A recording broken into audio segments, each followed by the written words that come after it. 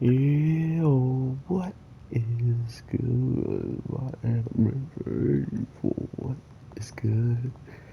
I just wanted to drop a quick 2020 list of some of the top animes and just throw out a couple of ones that were underrated or at least like under the radar.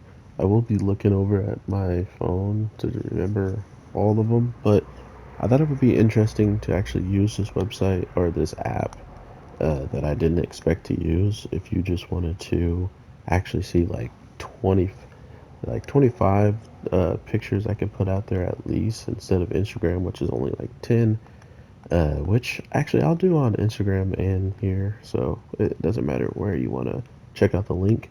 It will be down low, like whatever app you actually get on, but Anime and Mimo is going to be the other one just because I can put more out and showcase more of what I'm talking about. But that being said, my top animes that really caught my eyes and uh, surprised the heck out of me, on top of being entertaining and pretty ridiculous, was Dan Machi, uh, Jujitsu.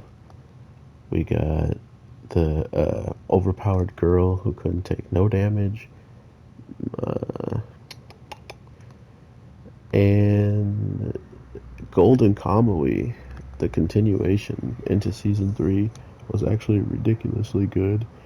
Um, the bear show, Kuma Bear, absolutely unexpected in how it turned out and how much I actually enjoyed watching it. To be fair, so I did appreciate that one. There's a show called like Mixin. I'll have like a link in the description on the names of these most of these animes and stuff like that. But with certain shows coming out that really just were under the radar, like this show where uh, a whole entire town is pretty much blown up and destroyed and infected with this weird power that's kind of been found and being used as a field source in some ways and used in just experiments in other ways. We really get to understand just how far they'll go to learn what to do with it. And overall, the gist of it is there are those elements that are there, but at the end of the day, they're not really using those as its main source of storytelling, right? Like, it's all focused around the people who have already been persecuted and changed because of the situation at hand, being forced into the shadows or just being forced to try to showcase that what people are saying is wrong. But at the end of the day, it doesn't matter because we all know exactly who is, who has done some stuff and who's going to continue to do stuff to the point where it's going to benefit them. But that's another part of just like what you guys are going to have to see and watch it yourselves. But another couple of the shows that I really liked was the Drive show with all the criminal Akura Drive or something along those lines. Um, I think it also had one of those feelings of just like no one's safe and it's not going to have, one of these endings that people always expect, which is, oh yeah, and everybody goes home and lives happily ever after. I think that was a really smart play to do because we just don't see it that much anymore. Where shows we really end up liking are usually the ones that are always going to get us another season or look possible to have a future a first future storytelling. Another show that was really interesting to me, and at least I did not expect it to be a banger when I was watching it, was the Seven Seed show on Netflix. Very entertaining. The only reason I'm bringing it up is because the second season did drop in 2020, and it actually shocked me quite a bit.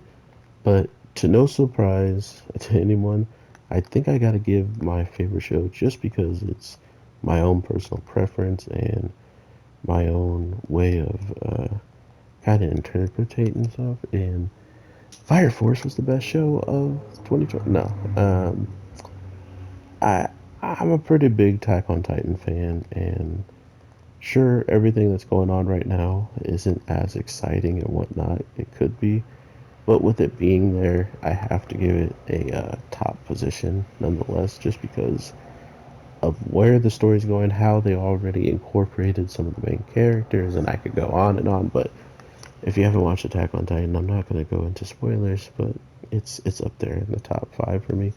This list isn't really orchestrated to be something of like, oh, this is number one, this is number two. Because even like shows like Plunderers and Darwin Game, like all the shows that I'm talking about, I actually did reviews for them.